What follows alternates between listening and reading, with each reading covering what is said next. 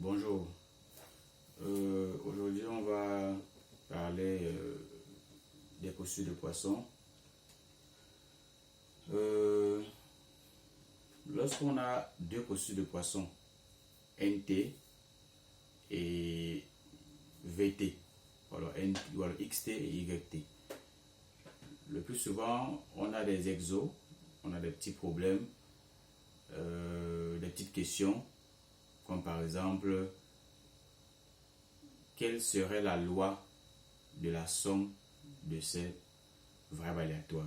Ou alors, quelle serait la loi de la somme de ces processus stochastiques? Donc, lorsqu'on a XT, qui est un processus de poisson, et YT, qui est un processus de poisson, la somme XT plus YT, naturellement, c'est toujours un processus de poisson. On peut essayer de déterminer la loi de cette somme-là en utilisant la fonction caractéristique. C'est vrai. Par la fonction caractéristique, on a, n'est-ce pas, la définition complète même de cette loi, de ce processus stochastique, de cette variable aléatoire. Mais ici, on va simplement essayer de déterminer la fonction de masse. C'est-à-dire que lorsqu'on a XT, processus de poisson, ça a une fonction de masse. On a YT, processus de poisson, il y a aussi une fonction de masse. Alors, quelle serait la fonction de masse de XT plus YT? Naturellement, lorsqu'on a une variable aléatoire de poisson, elle est caractérisée par son intensité, ok, qui peut être lambda. Mais lorsqu'on a affaire au processus de poisson, c'est la même intensité mais par unité de temps, ok, parce que la variable aléatoire, le processus stochastique, c'est la collection de variables aléatoires indexées par le temps. Donc, si on a XT, un processus de poisson qui suit bien sûr cette loi de poisson de paramètre lambda t, parce qu'on a affaire à un processus, parce que si c'était la variable aléatoire, ça devait simplement être x qui devait suivre une loi de poisson de paramètre lambda.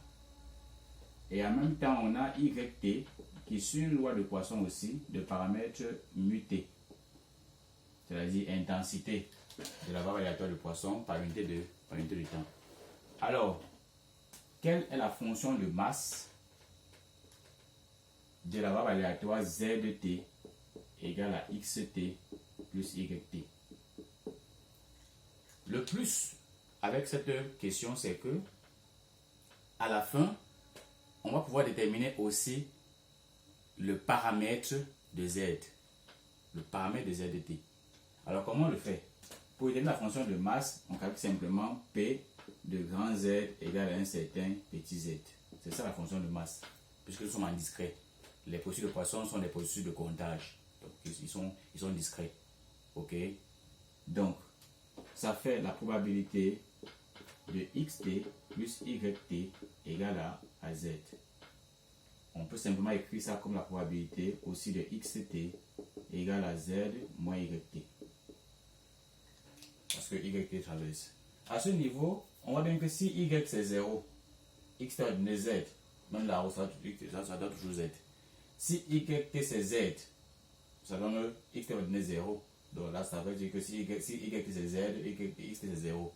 Donc on peut faire balader Y, ok, entre 0 et Z. Donc, on peut dire simplement que ceci est égal à une certaine somme qui fait balader K de 0 à Z, n'est-ce pas, pour X égale à Z moins K. Bien sûr, il y a avec c'est Z qui se balade. C'est Y qui se balade autant pour moi. Donc, Y va se balader, puisque Y prend la valeur K. Y se balade de 0 à Z. Ok? Et dans ce cas, ça veut forcément dire que YT c'est K. Donc, pour écrire ça un peu plus dans un sens probabiliste avec les ensembles, on va changer le et par l'intersection. Parce qu'on sait qu'on peut avoir une analogie entre et l'intersection et entre ou et la réunion.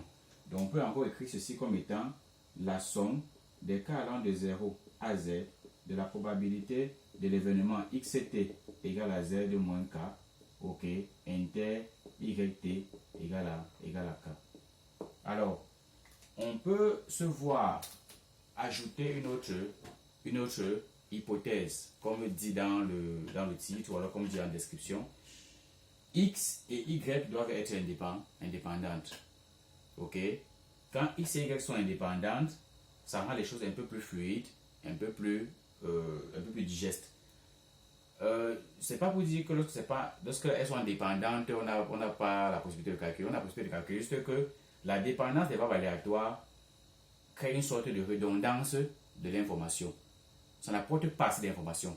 C'est pour cela que dans la théorie des probabilités, on est souvent amené à considérer que les choses sont indépendantes. Parce que lorsque c'est dépendant, lorsque les éléments sont dépendants, on n'a pas assez d'informations. On a juste une sorte de superposition de l'information. C'est-à-dire que les choses de X peuvent être au-dessus ou en dessous des choses de Y. Et ça n'apporte rien du tout en fait. C'est pas assez intéressant. Mais bon, pour essayer de mieux comprendre ces choses-là, il y a ce qu'on appelle les copules qui peuvent mieux nous permettre de comprendre ces choses. Mais bon, nous n'en sommes pas encore là. Donc à ce niveau, en supposant que X et Y sont indépendants, la probabilité de ceci inter ça, ok, pour les deux événements indépendants, c'est égal au produit des probabilités. Donc ça veut dire que la probabilité de ZT égale à Z, c'est la somme des cas allant de 0 à Z de probabilité lorsque xt est égal à z moins k fois la probabilité lorsque yt est égal à k. Ceci est donc égal à la somme lorsque k va de 0 à z. Ça, c'est la fonction de masse de x. Donc, c'est égal à l'intensité. Le paramètre de x était lambda t. Ça fait lambda t à la puissance z moins k sur factoriel z moins k fois exponentielle moins lambda t.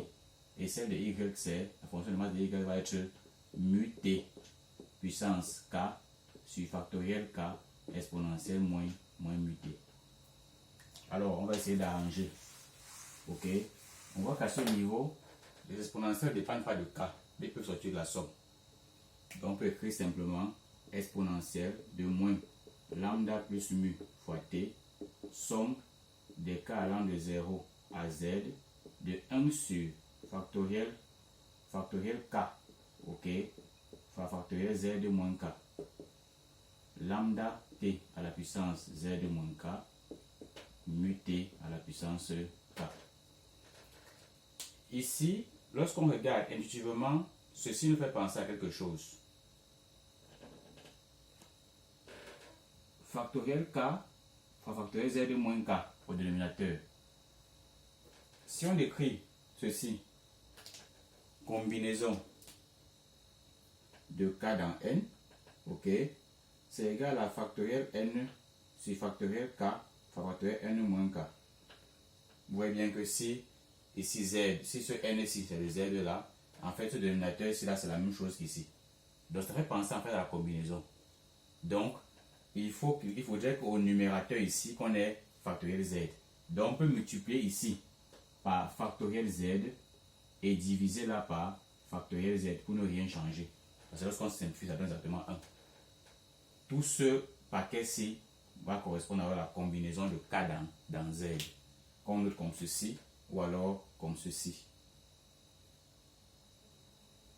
Combinaison de k dans n, combinaison de k dans n. On note ça comme ça ou comme ça, en fonction des systèmes. Que ce soit anglo-saxon ou alors système francophone, système russe.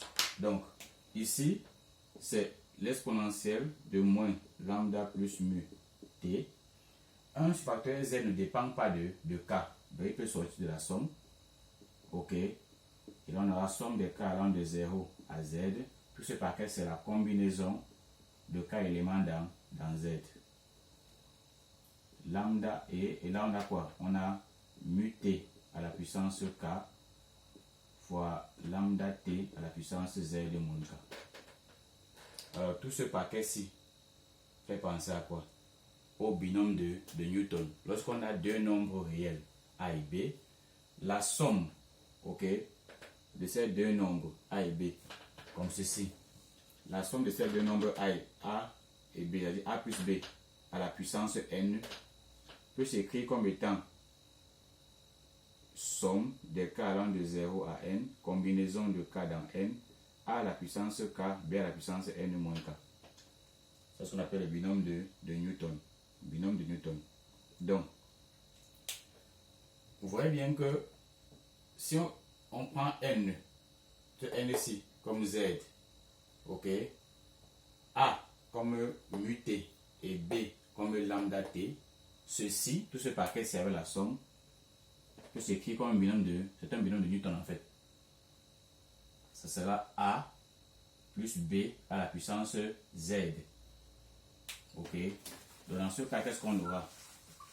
On va dire que la probabilité que ZT donne petit z, ce soit exponentielle de moins lambda plus mu à la puissance exponentielle de moins lambda plus mu fois t, 1 sur factoriel z mu t plus lambda t à la puissance z.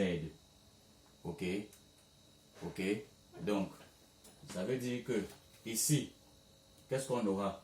On peut bien positionner ces termes. Donc, on aura mu plus lambda puissance mu plus lambda fois t, le tout à la puissance z sur factoriel z exponentielle de moins lambda plus mu fois t. Donc, voilà la fonction de masse. Voilà la fonction de masse de la variable aléatoire z qui est la somme des deux. On constate donc que la probabilité que zt soit égal à petit z, c'est mu plus lambda t puissance z sur factoriel z exponentielle de moins lambda plus mu t. Ok. Donc, qui coïncide bien avec la forme des fonctions de masse des processus de Poisson classique, ou des variables aléatoires de Poisson classique, où le paramètre est toujours à cette position-ci. Toujours à cette position-ci. Donc, on voit bien que voici la fonction de masse de la somme des deux variables aléatoires qui traduit bien le fait que zt qui est égal à xt plus yt suit bel et bien une loi de Poisson aussi, mais le paramètre, la somme des deux paramètres, c'est-à-dire lambda t plus mu t. C'est ça qui est encore lambda plus mu fois t quand on développe. Exactement. Donc, voilà donc pour ce qui est de la somme de variables aléatoires de Poisson. Là, on a donné la fonction de masse. Mais on rappelle que, fondamentalement, pour essayer de mieux expliciter cette loi, on doit passer par la fonction caractéristique. Parce que c'est la fonction caractéristique qui est l'élément qui caractérise, comme son nom l'indique, qui caractérise le mieux une loi. Là, dans ce cas, on laisse déterminer juste la fonction de masse. Mais il n'y a pas un très grand chemin entre la fonction caractéristique et l'entité de probabilité. Ok. Ok. Merci.